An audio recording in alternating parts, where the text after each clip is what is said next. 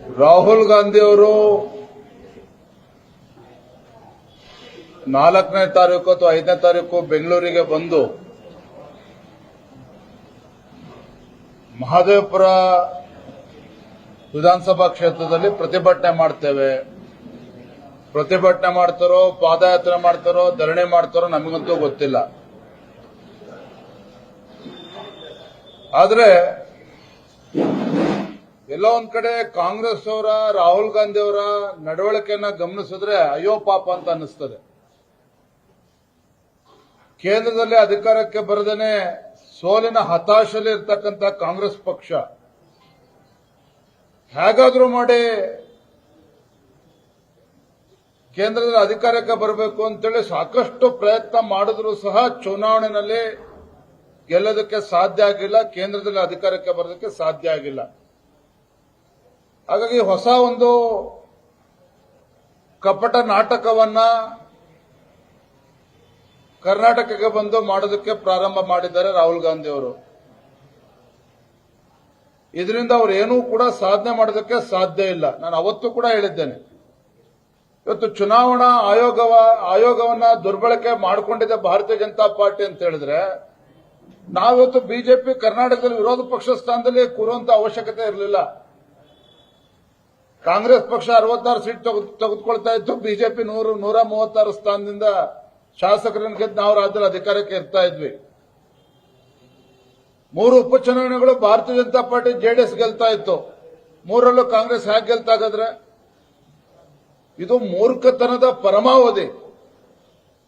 ಒಂದು ರೀತಿ ಕಾಂಗ್ರೆಸ್ ಪಕ್ಷ ಮೂರ್ಖರ ಪಕ್ಷ ಆಗಿದೆ.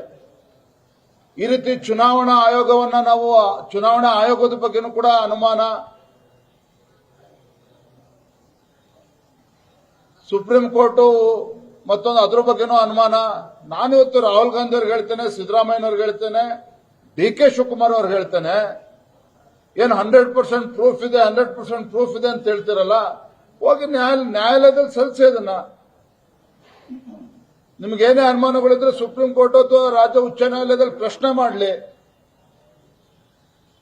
ಲೋಕಸಭಾ ಚುನಾವಣೆಯಲ್ಲಿ ಕರ್ನಾಟಕದಲ್ಲಿ ಬಿಜೆಪಿ 19 ಸ್ಥಾನ, ಬಿಜೆಪಿ ಜೆಡಿಎಸ್ 19 ಸ್ಥಾನ ನಾವು ಗೆದ್ದಿದ್ದೇವೆ. ಆಗ ರಾಯಚೂರಲ್ಲಿ ಹೇಗೆ ಗೆಲ್ತು ಕಾಂಗ್ರೆಸ್ ಪಕ್ಷ, ದಾವಣಗೆರೆಯಲ್ಲಿ ಹೇಗೆ ಗೆಲ್ತು ಹಾಗಾದ್ರೆ ಲೋಕಸಭಾ ಚುನಾವಣೆ ಸಂದರ್ಭದಲ್ಲಿ? ಈ ರೀತಿ ಹುಚ್ಚಾಟ ಆಡಿಕೊಂಡು, ರಂಪಾಟ ಮಾಡಿಕೊಂಡು ಒಂದು ಸಂವಿಧಾನಿಕ ಸಂಸ್ಥೆಗಳ ಬಗ್ಗೆನೂ ಕೂಡ ಅನುಮಾನವನ್ನು ವ್ಯಕ್ತಪಡಿಸಿ, ಇದು ಒಂದು ರೀತಿ ಅಪಾಯಕಾರಿ ಬೆಳವಣಿಗೆ. ನಾನು ಅವತ್ತು ಕೂಡ, ಮೊನ್ನೆನೂ ಕೂಡ ಹೇಳಿದ್ದೇನೆ, ಅಪಾಯಕಾರಿ ಬೆಳವಣಿಗೆ ಇದು. ಈ ರೀತಿ ದೇಶದ ಜನರಲ್ಲಿ, ರಾಜ್ಯದ ಜನರಲ್ಲಿ ಈ ಸಂವಿಧಾನಿಕ ಸಂಸ್ಥೆಗಳ ಬಗ್ಗೆ ಅನುಮಾನವನ್ನ ಮೂಡಿಸ್ತಕ್ಕಂಥ ಕೆಲಸ ಕಾಂಗ್ರೆಸ್ ಪಕ್ಷದವ್ರೇನು ಮಾಡಕ್ ಹೊರಟಿದ್ದಾರಲ್ಲ, ರಾಹುಲ್ ಗಾಂಧಿ ಅವ್ರೇನು ಮಾಡಕ್ ಹೊರಟಿದ್ದಾರಲ್ಲ, ಖಂಡಿತ ಸರಿಯಲ್ಲ. ಇದು ಅಕ್ಷಮ್ಯ ಅಪರಾಧ. ನೋಡ್ತೀವಿ ನಾವು, ಭಾರತೀಯ ಜನತಾ ಪಾರ್ಟಿ ಏನ್ ಕಡ್ದು ಕಟ್ಟೆ ಹಾಕ್ತಾರೆ ಬಂದು 4ನೇ ತಾರೀಕು 5ನೇ ತಾರೀಕು ನಾವು ನೋಡ್ತೇವೆ. ಅದನ್ನ ಯಾವ ರೀತಿ ನಾವು ಕೂಡ ಕಾರ್ಯತಂತ್ರ ಮಾಡ್ಬೇಕು, ನಾವು ಮಾಡ್ತೇವೆ. ರ್ಯಾಲಿ ಮಾಡ್ತಾರೆ ಅಂತ ಇದೆ ಸರ್, ಮಹದೇವಪುರದಿಂದ ಅಥವಾ ಫ್ರೀಡಂ ಪಾರ್ಕ್ನಿಂದ ಚುನಾವಣಾ ಆಯೋಗದವರೆಗೆ ರ್ಯಾಲಿ ಮಾಡ್ತಾರೆ ಅಂತ. ಎಲ್ಲಿಂದ ರ್ಯಾಲಿ ಮಾಡಿದ್ರು ಕೂಡ ಬೆಂಗಳೂರಿನ ಸಂಚಾರ ವ್ಯವಸ್ಥೆ ಅವ್ಯವಸ್ಥೆ ಆಗುತ್ತೆ, ಜನರಿಗೆ ತೊಂದರೆ ಆಗುತ್ತೆ.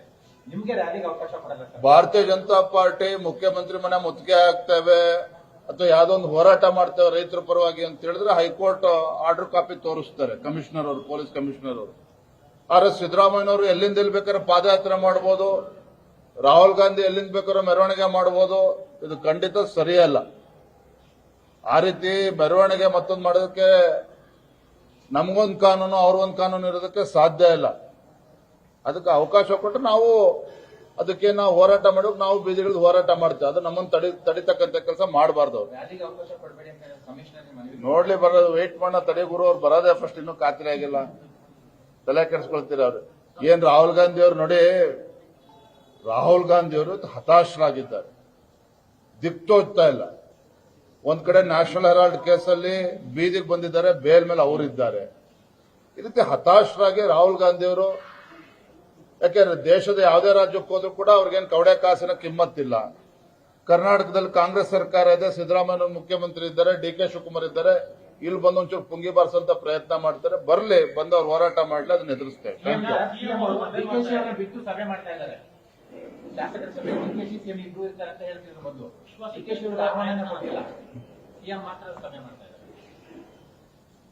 ಮುಖ್ಯಮಂತ್ರಿಗಳು ಉಪಮುಖ್ಯಮಂತ್ರಿಗಳ ನಡುವೆ ಇವತ್ತೇನು ವ್ಯತ್ಯಾಸಗಳು ತಾವು ನೋಡ್ತಾ ಇದ್ದೀರಿ. ಮೈಸೂರಿನಲ್ಲಿ ನಡೆದಂತ ಕಾಂಗ್ರೆಸ್ ಪಕ್ಷದಲ್ಲ ಸಿದ್ದರಾಮಯ್ಯನವರ ಸಮಾವೇಶದಲ್ಲಿ, ಸಾಧನಾ ಸಮಾವೇಶದಲ್ಲಿ ಯಾವ ರೀತಿ ಡಿ.ಕೆ. ಶಿವಕುಮಾರ್ ಅವರು ಏಕಾಂಗಿಯಾಗಿ ವೇದಿಕೆ ಬಿಟ್ಟು ನಡೆದು ಹೋಗಿರ್ತಕ್ಕಂಥ ತಾವು ನೋಡಿದಿರಿ. ರಾತ್ರೋರಾತ್ರಿ ಡೆಲ್ಲಿಗೆ ಹೋದ್ರು. ಒಟ್ಟಾರೆಯಾಗಿ ಆಡಳಿತ ಪಕ್ಷದಲ್ಲಿ ಶಾಸಕರ ಮಧ್ಯೆ ಇರ್ತಕ್ಕಂಥ ಒಂದು ವ್ಯತ್ಯಾಸ, ಆಡಳಿತ ಪಕ್ಷದಲ್ಲಿ ಮುಖ್ಯಮಂತ್ರಿಗಳ ವಿರುದ್ಧ ಒಂದು ವಿಶ್ವಾಸ ಏನಿವತ್ತು ಕಳೆದೋಗಿದೆ. ಮುಖ್ಯಮಂತ್ರಿಗಳು ಕೂಡ ವಿಚಲಿತರಾಗಿ ಮತ್ತೆ ಶಾಸಕರನ್ನು ವಿಶ್ವಾಸಕ್ಕೆ ತೆಗೆದುಕೊಳ್ತಕ್ಕಂಥ ಪ್ರಯತ್ನ ಮಾಡ್ತಾ ಇದ್ದಾರೆ. 50 ಕೋಟಿ ರೂಪಾಯಿ ಅನುದಾನ ಎಲ್ಲಿ ಬಿಡುಗಡೆ ಮಾಡಿದೆ ಸ್ವಾಮಿ? ಸಿದ್ದರಾಮಯ್ಯನವ್ರ ಹೇಳಿಕೆ ಕೇಳಿ ಆಗ್ಲೇ ಒಂದು ವಾರ ಕಳೀತಾ ಬಂತು. ಇವತ್ತು ಕೂಡ 50 ಕೋಟಿ ರೂಪಾಯಿ ಎಲ್ಲೂ ಕೂಡ ಯಾವುದೇ ಆಡಳಿತ ಪಕ್ಷ ಶಾಸಕರಿಗೆ 50 ಕೋಟಿ ರಿಲೀಸ್ ಆಗಿಲ್ಲ. ಇನ್ನು ವಿರೋಧ ಪಕ್ಷದವ್ರಿಗೆ 25 ಕೋಟಿ ಅಂತೇಳಿ ಊಹಾಪೋಹಗಳು, ಅದು ಕೂಡ ಯಾರಿಗೂ ಕೂಡ ಕೊಟ್ಟಿಲ್ಲ. ಒಟ್ಟಾರೆಯಾಗಿ ಮುಂದಿನ ದೀಪಾವಳಿ ಧಮಾಕ ಕರ್ನಾಟಕದಾಗ್ತಕ್ಕಂಥದ್ದು ಸತ್ಯ. ನಾವು ಬಹಳ ದಿನಗಳಿಂದ ಹೇಳ್ತಾ ಇದ್ದೀವಿ, ನೀವು ಬಿಜೆಪಿಯವರಿಗೆ ಕೆಲಸ ಇಲ್ಲ ಅಂತ ನಿಮ್ಗೆ ಅನ್ನಿಸ್ಬೋದು ಮಾಧ್ಯಮದ ಸ್ನೇಹಿತರಿಗೆ.